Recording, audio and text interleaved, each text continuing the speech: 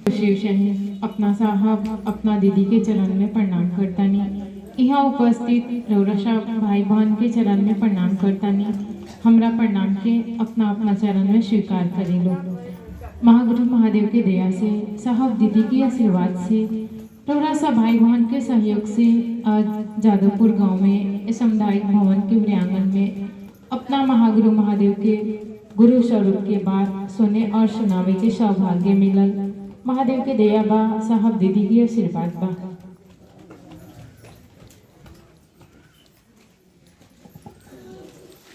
बहुत देर से एक एक भाई बहन से अपना गुरु के बाद सुना तानी सा सुनाओ तानी सा।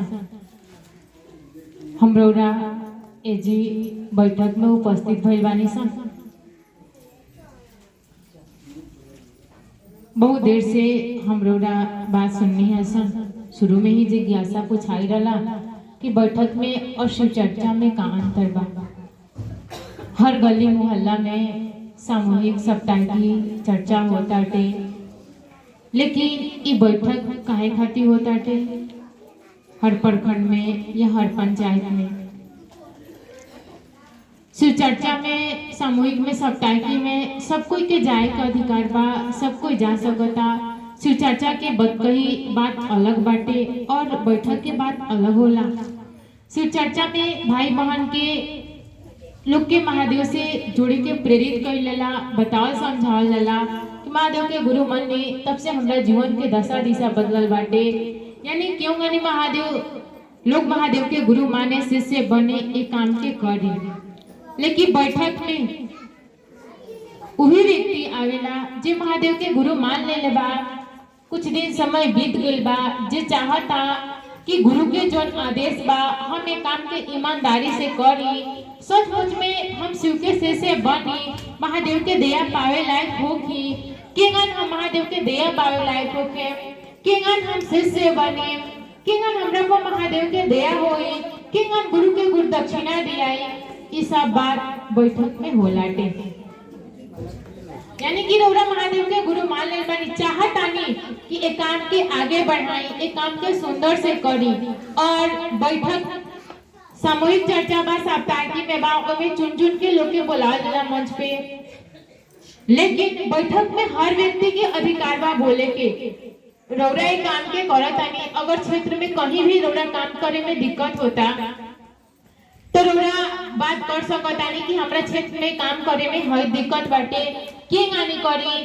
और भाई बहन ऐसे बैठक आवे लाटे कि रौरा हम रौरा कुछ कहीं, रौरा कुछ कहीं, और आपस में मिल बैठ के ई बात कइला और ये काम के और सुंदर से कइला ताकि ई काम क्षेत्र में और आगे बढ़े, सचमुच में लोग शिव के शिष्य बने, एक एक व्यक्ति के दिल में वो महादेव धड़कस। बात बुझाइल?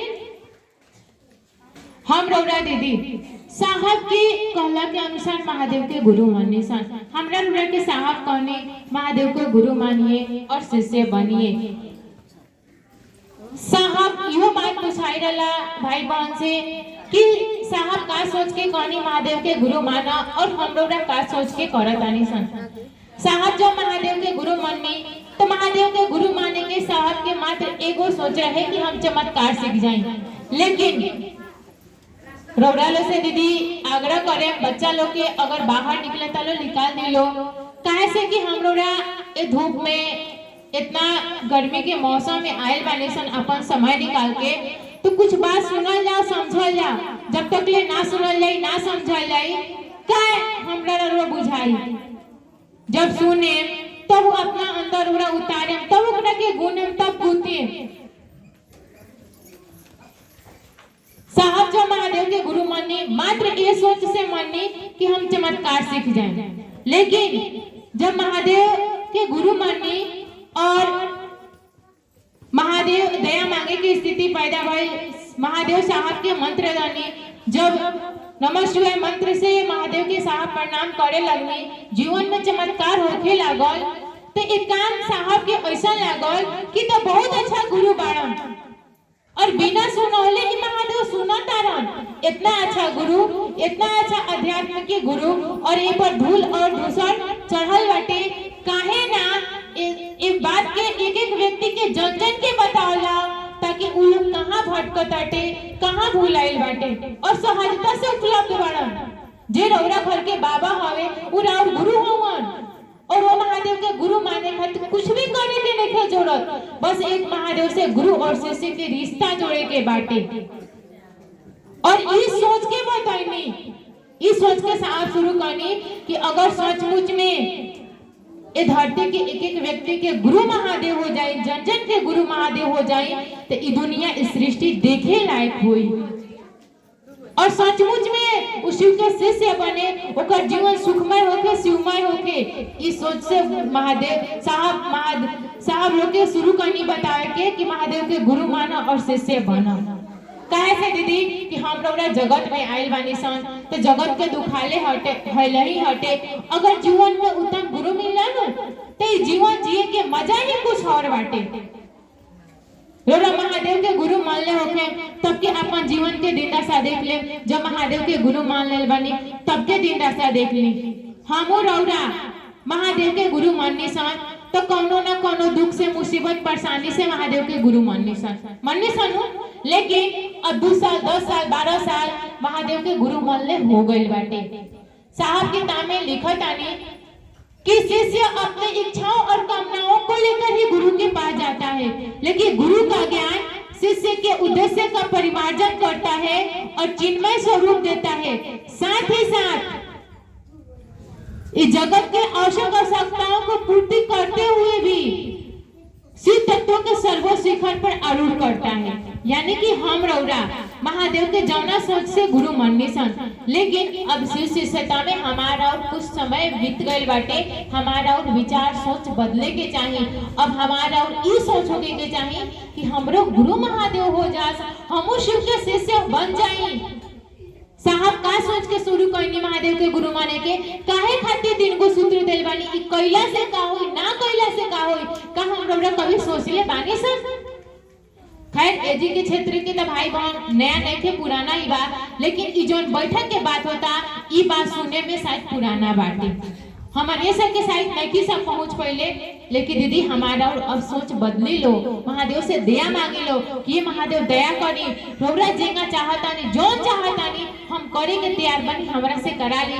बहुत दिन हमने सके भटकनी सन, बहुत दिन ढोल झाल नाच गाना कीर्तन भजन करनी सन, बहुत दिन भटकनी सन। सरकार दया करी अब तक ना भटकी, सही दशा दिशा में हमार मन जाओ, ऐसा दया करी। बात बुझाता दीदी? महादेव के गुरु मान ले बानी सन दीदी, अगर रौरा एक काम करे के चाहतानी, एक काम करे खातिर हमरा रौरा पास दुइये गो साधन बाटे। साहब के यूट्यूब पर फेसबुक पर चर्चा कई। रौरा मन में ये आवत होई सोच, कोई भाई बहन आवता तो कुछ बतावता, कोई भाई बहन आवता तो कुछ बतावता। मन में दुविधा पैदा हो जाला कि कर कहल करी के कर ना कहल करी।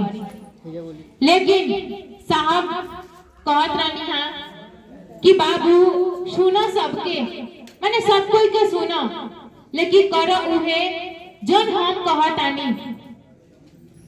साहब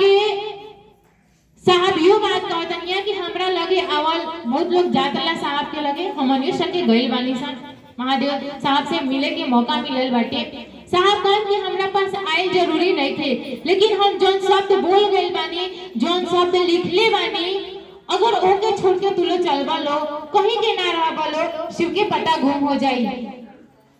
तो हमरा केकरा कहला से महादेव के गुरु मान ले बानी सन? साहब के कहला के अनुसार महादेव के गुरु मानी सन। साहब सूत्रधारी ओकरा अनुसार हम लोग करतानी सन। तो कहल के कर कइले साहब के नु, साहब एबरा शरीर में नहीं थी, लेकिन हमरा रोरा हर भाई बहन के साथे बानी। साहब के लिखल दुगो किताब बा और फेसबुक के यूट्यूब पे चर्चा कइल बानी, चर्चा बाटे। हम रोरा हर कोई के घर में एबरा बड़ा वाला फोन बाटे, फोन से साहब के चर्चा सुनी और साहब के लिखल जो दुगो किताब बाटे हम रौरा वो अनुसार पढ़ल जाओ और देखल जाओ कि साहब केंगा लिखतानी किताब में का समझावे के चाहतानी, और इहो देखल जाओ का साहब जेंगानी किताब में लिखले बानी उंगन भाई बहन समझावता बतावता, अगर बतावता समझावता ओकर बात मानी सुनी चली ओकरा साथ में। बात आए समझ में ना था दीदी? अगर ये बात के हम लोग छोड़ के चल जाई कहीं के ना होखल जाई, जिंदगी भर आवत जाई कुछ होके जाए वाला नहीं थे। हाँ, जगत के जो मैक्सिमम मिस बाटे रोटी कपड़ा मकान, जगत में जोन चाहे सिर्फ चर्चा में सप्ताही में आयम जाए वो मिल जाए, लेकिन एकरा से ज्यादा चाहे कि और महादेव के दया होके तो एक काम के करे के पड़ी। बहुत लोग कहे लाटे या हम लोग जानता नहीं सन, ये शिव चर्चा के लोग पूजा समझ ले बा। पूजा में और शिव चर्चा में धरती आसमान के अंतर बाटे। शिव चर्चा भी पूजा हटे, लेकिन इस सबसे हाईटेक पूजा हटे। साहब समझावेंगे कि इंगानी हाईटेक पूजा बा। आज तक ले जौन भी दीदी हम लोग पूजा पाठ कैले बानी सन या करे नहीं सन, कोई कहले बा कि करी हम महादेव के जल चढ़ावनी सन, तेरस प्रदोष करे निसन, वो महादेव कहले बड़ा करे के नैखन कहले। माँ भगवती के 9 दिन के नवरात्र करे निसन, कौ माँ भगवती कहले बड़ी छठ ज्योतिया करे निसन, वो देवी देवता कहले वालो कोई नहीं खेलू कहले। और पूजा 3 गो चीज खाती होला। एगो डरे होला है कि ना करे पूजा पाठ तो कहीं कुछ हो जाए, तब एगो होलाटे कि ना करे तो लोग का कही। कितना कुलक्षणी भैया आज तक ले गोरबत्तियों ना जलावेले, तनी दियो ना बारेले, जल भी ना चढ़ावेले, लोग का कही के डर से करे निसन। और तीसरा का करे निसन, उनका से चाही 1 लोटा जल ले गनी और 1 लोटा जल दा, इतना बड़का डिमांड बा, घर दे दा, बेटा दे दा, नौकरी दे दा, संपत्ति दे दा, एक खाती ये हमार पूर्वज पुरानिया कहले बा, हमरो करे के चाही, एक खाती करे निसन। लेकिन जे लोग भी ऋषि महर्षि हमरा धरती के पूजा के पद्धति बनाओ लो, ये सोच के तो ना बनाओ लो। उनका लोग ये सोच रहे कि जहिया व्रत त्योहार के दिन बा, जहिया पूजा पाठ के दिन बा, कम से कम और दिन तो अपना गृह जिंदगी में रहे नहीं, लेकिन जहिया व्रत त्योहार के दिन बा, उस दिन तो वो देवी देवता के सानिध्य में रहे। उपासना के अर्थ का होला उपजोड़ वासना। उप माने होला नजदीक, वासना माने होखल बैठल। यानी जहिया रौरा उपासना करतानी, जहिया व्रत माने रौरा फास्टिंग माने, जहिया रौरा पर्व भूखल बानी, ओ दिन और मन ओ देवी देवता के लगे रहल। का हमारा और मन रहे लाटे? पूजा पाठ की पद्धति इसे यानी कि जितना देर पूजा की सामग्री इकट्ठा करें, धोए माजे, उतना देर उनका सानिध्य में मन रहल, उनका संगे मन रहल। लेकिन का वो देवी देवता के संगे हमारा और मन रहेला ना रहेला? छठ भूखे निशान या 9 दिन के नवरात्र करे निशान, उंगली पर दिन गिने निशान कि आज 2 दिन बीत गए, 4 दिन बीत गए और ये 2 दिन छठ कर निशान तो मन यही पे रहेला, कोनो सामान घट ना जाओ, फलनिया से बढ़िया साड़ी पहन के जाए बा, उनका से बढ़िया गहना पहन के जाए बा, यही पर हमारा और मन रहेला। कब दिन कटी, इतना धूप निकलल बा, प्यासे मुंह सूखत आटे, कब दिन बीती, कहाँ वो देवी देवता के लगे मन रहल। लेकिन जन हमरा अपना गुरु के बात करता निसन, लोग के समझावता निसन, महादेव से दया मांगता निसन, प्रणाम करता निसन, कि अपना मन से नहीं से कर दीदी, उसमें महादेव के आदेश बा, तब हमरा करता निसन। और महादेव के ना जल चढ़ानी सन, ना नहानी सन, ना धोनी सन, ना कोनो साधना करनी सन, ना कोनो उपासना करनी सन, बस एगो शब्द बोलनी सन कि हे शिव तू हमार गुरु हुआ, हम तहार शिष्य हई, हमरा पर दया कर। और इस शब्द हमरा मन में इतना घनीभूत भइल, इतना प्रभाव डालस कि आज हमरा मन पर 24 घंटा महादेव भारी बाणन की ना, 24 घंटा वो महादेव के याद आवता कि ना, तो महादेव से दया मांगे के बाद, प्रणाम करे के बाद, भाई बहन के समझावे के बाद, बतावे के बाद। रौरा 40 साल पूजा करनी का करनी, लेकिन वो देवी देवता ना याद रहलन।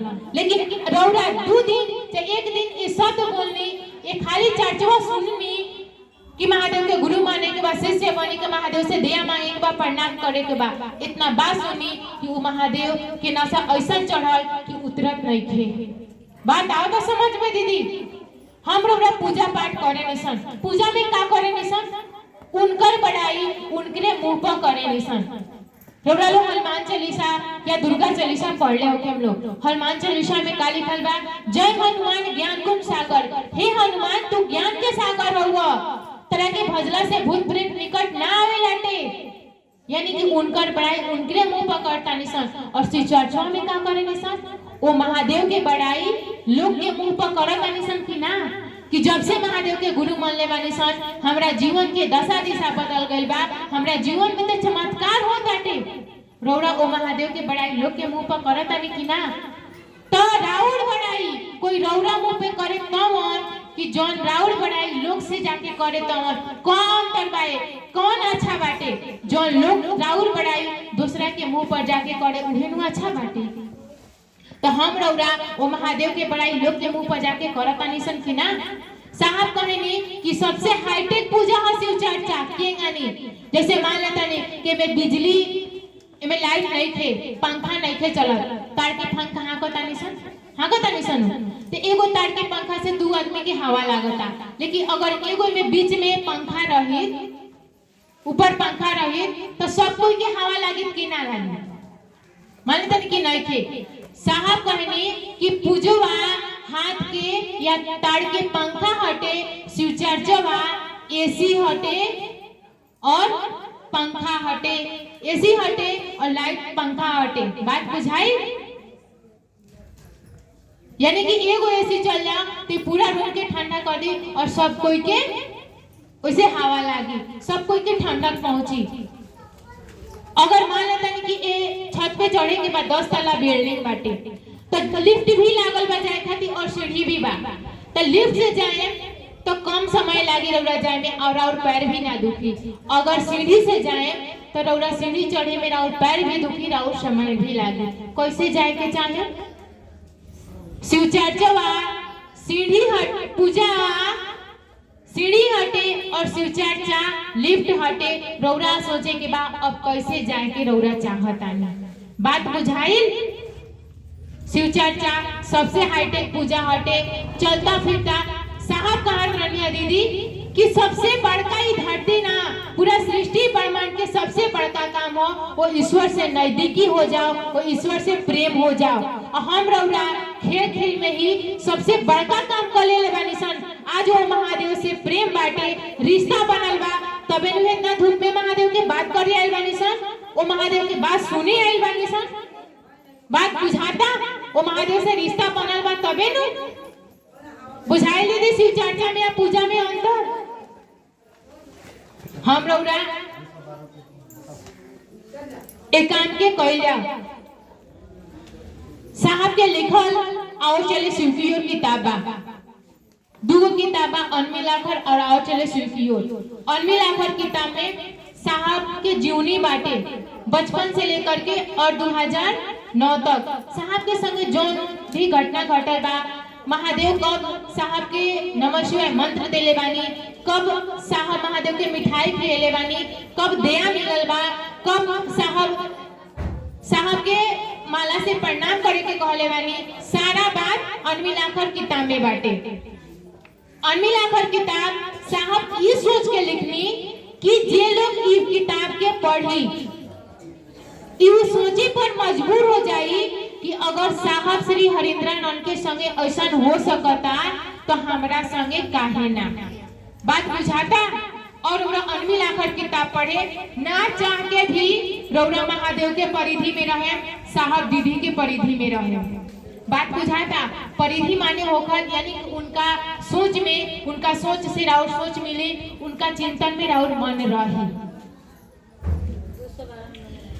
और आओ चले शिव की ओर किताबा, आओ चले शिव की ओर किताब के बारे में साहब कहत रहनी कि किताब जो लिखल बा आओ चले शिव की ओर, कलम मेरा है, कागज मेरा है, लेकिन जो उसमें मैंने बात लिखा है मैंने ले लिखा है, कोई है जो मुझसे लिखवा लिया है, यानी कि स्वयं महादेव के लिखल है।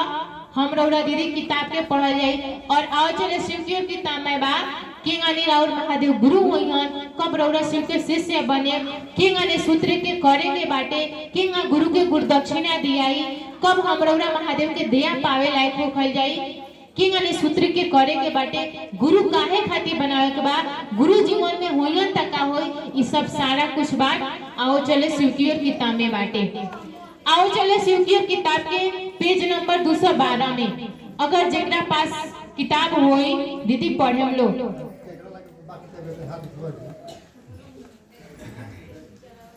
आओ चले शिव की ओर किताब और अनमिल आखर किताब के दीदी ले ले बानी लो, तनी हाथ उठाई लो तब केकरा केकरा पास आओ चले शिव की ओर और अनमिल आखर किताब दोनों बाटे। किताब केकरा पास बाटे ये बताइए। जे भी ले ले बाटे वो किताब पढ़े लाटे। मान लो तनी रौरा नहीं पढ़ ले, लेकिन रौरा घरे राउर बेटी पतो राउर पोता पोती राउर नात नातकुर पढ़ ले मानो ओकरा से तनी होरा करके 2 रुपया 4 रुपया अगर बच्चा बात ओकरा के दे के ओकरा के पोल्हा के त पढ़वा सकता नहीं। बेटी को निहोरा पाते कह के पतो के निहोरा पाते कह के पढ़वा सकता नहीं न। पतो से कहे पतो पढ़ल बाड़ी भले पैर मत दबाइया, लेकिन पेज किताब रोज पढ़ के हमरा के सुनावा, इतना तो कर सकता नहीं न। 200 पेज नंबर 212 पेज नंबर साहब लिखतानी का रामचरितमानस के पंक्ति बाटे ओमे लिखतानी साहब ओकर पंक्ति आओ चले शिव की किताब में लिखले बानी। काकभूषुंडी जी कोई ऋषि रहे और महादेव के मंदिर में महादेव के सामने महादेव के उपासना करतानी। जौना समय में दीदी ध्यान से सुनी लो, आपस में बात मत करी लो, पीछे दीदी बात करता नहीं लो, रोले से आग्रह विनती करे बात ध्यान से सुनी। काकभूषुंडी जी ऋषि रहने और महादेव के मंदिर में महादेव के सामने महादेव की उपासना करता नहीं। जौना समय में वो महादेव की उपासना करता नहीं, वही समय में काकभूषुंडी के जे गुरु बानी वो आयल बानी। महादेव वहां के गुरु नहीं थी, दूसर कोई गुरु बा। और जौना समय में वो महादेव के पूजा करता नहीं उपासना करता नहीं, वही समय में वहां के गुरु आयल बानी। काकभूषुंडी के जे गुरु बा आयल बानी। काकभूषुंडी जी महादेव के उपासना करता नहीं और जे वहां के गुरु आयल बानी तू अपना गुरु के प्रणाम नहीं कैले। वो ये सोच के अपना गुरु के प्रणाम नहीं करत कि हम तो महादेव के उपासना करता नहीं तो अपना गुरु के प्रणाम काहे खातिर करी। बात आओ तो समझ में। अपना गुरु के प्रणाम नहीं कैले ई अपमान देख के महादेव के ही उपासना करता नहीं और महादेव क्रोधित हो गए बानी। सिर्फ अपना गुरु के प्रणाम नहीं कैले तो और महादेव के उपासना करता नहीं, महादेव क्रोधित हो गए बानी। और काकभूषुंडी जी के आकाशवाणी भइल बाटे। महादेव आकाशवाणी कैले बानी कि काकभूषुंडी जी 1000 वर्ष तक अजगर सांप बन के पेड़ के खोखला गोला में वास करे के बाद काकभूषुंडी जी के महादेव शराप देतानी कि तरह 1000 वर्ष तक अजगर सांप बन के और पेड़ के खोखला गोला में तरह रहे के बाद। ये शराप सुन के जे काकभूषुंडी के गुरु बानी वो चित्कार हो गई बानी, माने महादेव के पैर पड़तानी, महादेव से निहोरा विनती करतानी कि महादेव हमार चेला हटे, माफ कर दे, हमरा के सिर्फ प्रणाम ही नहीं के कैले नु, माफ कर दे। लेकिन फिर भी महादेव माफ नहीं कैले, थोड़ा बहुत आंतरिक राहत कैले बानी लेकिन माफ नहीं कैले। इसे का बुझाता दीदी हमरा रौरा? हम रौरा तो महादेव के गुरु मान ले बानी सन और महादेव के गुरु मान के अगर हेजी होजी मुड़ी पटकतानी सन तनी हो देवी देवता से ले तनी हुनकरो से ले ले तनी हो ठेला माई के पूज ले तनी हो जी पूज ली हो जी चल जाई तनी हो जा गुनी के ले आके चल जाई तनी हुनको से लेने की ढेर हो जा। साहब कहत रहनी दीदी कि सारा देवी देवता के दौड़ानिया और महादेव के घुसकुनिया बराबर बाटे। सारा देवी देवता दौड़ के यहाँ लो तवन और महादेव सिर्फ घुसुक जाए तवन बराबर बाटे। सारा देवी देवता के सम्मान करी। साहब कहतन मान सम्मान सबका कीजिए लेकिन किसी एक का होके रहिए, यानी कि सब कोई के मान सम्मान दी लेकिन एक के होके रही, यानी महादेव के। सब देवी देवता मान सम्मान के पात्र बानी लो, प्रणाम करे के वंदनीय बानी लो, प्रणाम कइल जाओ, सब कोई के मान सम्मान दिहल जाओ, लेकिन होके रहल जाओ महादेव के।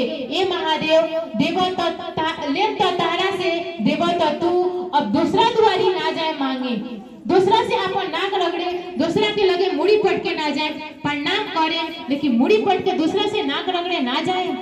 बात बुझाता दीदी? अगर हमू रौरा महादेव के गुरु मान के जाता निशन और जब से महादेव के गुरु मानने सा दीदी का हमारा रौरा जीवन के दशा दिशा नइखे बदलल, महादेव दया नइखे कइले मानी नु तो जो और भी आगे जोन भी हमारा जीवन के समस्या बा मुसीबत बा महादेव पर छोड़ना दिहल जा, महादेव सुने।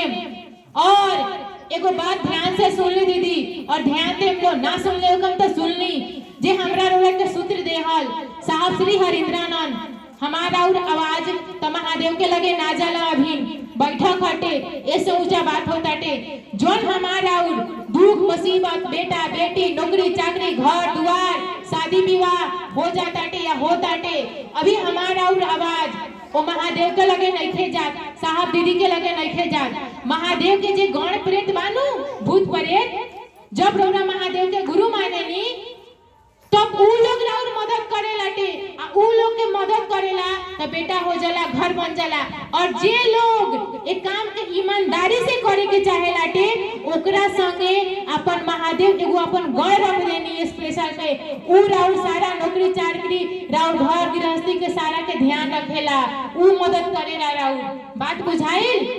जैया महादेव तक हमारा और आवाज पहुंच जाई, साहब श्री हरिंद्रानंद के जौन मुंह से आवाज ना हर रोम रोम से आवाज निकलतला, जैया और महादेव तक आवाज निकल गई कि हे शिव तू हमार गुरु हो, और ई आवाज महादेव तक पहुंच गई, रौरो रोम रोम से आवाज निकली। और एक बात जान जाई, जे हमरा रोरा के सूत्र देले बा साहब श्री हरिंद्रानंद पहले ही महादेव से वादा करके देले बानी। महादेव जब कहनी कि हरिंद्र तुम जो करते हो दूसरों को करने के लिए कहो, महादेव से साहब कहनी कि सुनला बुढ़ाऊ सुनला, तारा अपन नियम कानून में बदलाव लियावे के पड़ी। पहले के तहार चेला लोग ना हटे कि ना खाए के ठीक रहतला ना रहे के ठीक रहतला, अपना बीवी बच्चा के छोड़ के जंगल में पर्वत पहाड़ पर जाके तपस्या करत रहे हलो, कुछ के ठीक ना रहतला, पतई चबा के धूप में रह के बरसात से आके ओंगानी ना चली। जे लोग एगो शब्द जोड़नी ईमानदारी, जे लोग तरह के गुरु मानी एक काम के ईमानदारी से करी, ओकरा खाए के भोजन होके के चाहिए, ओकरा पैर में चप्पल होके के चाहिए, ओकरा शरीर पर सुंदर वस्त्र होके के चाहिए, सिर ढके के छत्र होके के चाहिए, ओकरा बीवी बच्चा के दुख बीमारी के जिम्मेवारी जवाबदेही, ओकरा पढ़ाई लिखाई के जिम्मेवारी जवाबदेही, शादी विवाह के जिम्मेवारी जवाबदेही, सब कुछ तारा लेवे के पड़ी तब तो हम करे, बाकी और कोई करी हमरा से ना होई। महादेव कहनी बाबू ऐसा ही होगा। आज तक ले धरती पे जे लोग ऋषि महर्षि भइल बा, जे लोग महादेव के चेला भइल बाटे, चाहे उपमन्यु होकर, चाहे अर्जुन होकर, चाहे परशुराम होकर, चाहे अगस्त्य मुनि दधी जी कोई भी होके, महादेव के तपस्या करके अपना खातिर वरदान मांगले वालों, लेकिन पहली बार एक कालखंड में महादेव के चेला भैलन से साहब श्री हरिंद्रानंद कि जे पूरा सृष्टि ब्रह्मांड खातिर महादेव से वरदान मांगनी। जब तक ले सृष्टि ब्रह्मांड रही, सूरज चांद रही, तब तक ले साहब के वरदान मांगल, महादेव के कहल उबारी सबके हुई और हर कोई पे लागू हुई, जे लोग ईमानदारी से एक काम के करी। बात बुझाता दीदी? तो जब इतना बड़ा जिम्मेवारी साहब श्री हरिंद्रानंद ले लेल बानी, तब हमरा अपना बारे में का सोचे के बा? साहब के कहल बात, साहब जन कहले बानी महादेव के आदेश, कोई पर हम लोग ध्यान दिहल जाओ कि महादेव दया करो, हम शिष्य बन जाए। लोग के शिष्य बने खातिर और शिष्य बनाए खातिर महादेव से दया मांगल जाओ, एक काम करे खातिर दया मांगल जाओ दीदी, और कुछ के महादेव से कहे के जरूरत कबो ना पड़े लाटे। रौरा लोग से आग्रह विनती करे कि रौरा भी महादेव से बार बार दया मांगी, बार बार प्रणाम करी, महादेव से कही कि महादेव दया करो, हम तार शिष्य बन जाए, लोग के भाई बहन के शिष्य बनावी, एक खातिर दया करो। और खुद महादेव के दया के परिधि में रही, साहब दीदी से दया मांगी, साहब दीदी के मानसिक आश्रय ली, महादेव के मानसिक आश्रय ली। यही आग्रह विनती के साथ फिर से रौरा सब भाई बहन के चरण में प्रणाम करतानी, हमरा प्रणाम के अपना अपना चरण में स्वीकार करी।